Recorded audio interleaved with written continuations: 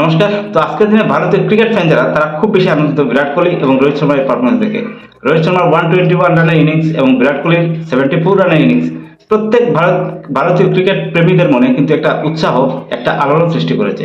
কারণ একটা সময় সন্দেহ করা হচ্ছিল যে এই যে পারফরমেন্স যদি মেনটেন হয় বা তারা যদি করে যায়, তাহলে 2027 বিশ্বকাপের ওয়ার্ল্ড কাপে কিন্তু আমরা দুই স্টারকে কিন্তু দেখতে পাবো না। এটা প্রত্যেক জনগণের মনে, প্রত্যেক ক্রিকেট প্রেমীর মনে কিন্তু একটা সন্দেহ সৃষ্টি হয়ে গিয়েছিল।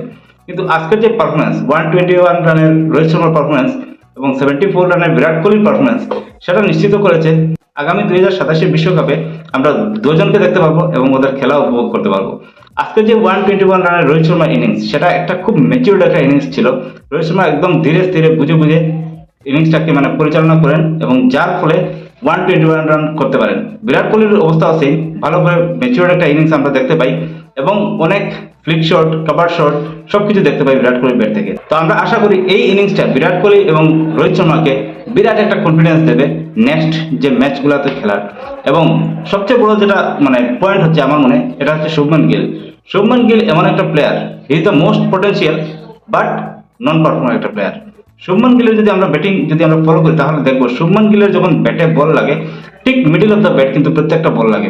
ওর যে হিটিং পয়েন্ট, ব্যাটের যে হিটিং পয়েন্ট, এটা দেখে কোনো অবস্থাতে লাগে না যে শুভমান গিল একটা স্ট্রাগল করছে বা ফর্ম থেকে আউট অফ ফর্ম, কোনো অবস্থাতে লাগবে না। কিন্তু বারবার সেই ব্যর্থতা শুভমান গিলের ব্যাট থেকে আমরা দেখতে পাচ্ছি এবং এটা বলা যায় যে এত পটেনশিয়াল থাকার পরেও যদি একটা প্লেয়ার যদি পারফরমেন্স করতে না পারে, তাহলে কিন্তু একটা সময় সিলেক্টররা ওকে বের করতে বাধ্য হবে।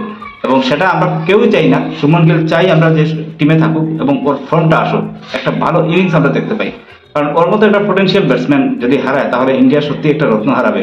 কিন্তু শুভমান গিল যে ইনিংসটা বিল্ড আপ করতে পারছে না, সেটাই হচ্ছে সবচেয়ে চিন্তার বিষয় ভারতীয় ক্রিকেটের জন্য। তো যাই হোক, সব মিলিয়ে টুর্নামেন্টটা যদিও অস্ট্রেলিয়ার নামে থাকে, কিন্তু সেই টুর্নামেন্টের লাস্ট ম্যাচে আমরা যেটা দেখার আশা করেছিলাম, যেটা এক্সপেক্ট করেছিলাম, যেটা আমাদের জন্য খুব জরুরি ছিল, সেটা আমরা বিরাট কোহলি এবং রোহিত শর্মার ব্যাট থেকে দেখতে পেরেছি এবং সেটা ভারতীয় ক্রিকেট প্রেমী হিসাবে আমরা খুব উপভোগ করেছি। এবং আমরা আশা করি যে 2027 বিশ্বকাপে ভারত আরো ভালো একটা পারফরমেন্স দেবে এবং বিরাট কোহলি এবং রোহিত শর্মার উপর পুরো কিন্তু একটা দায়িত্ব থাকবে এই 2027 বিশ্বকাপে।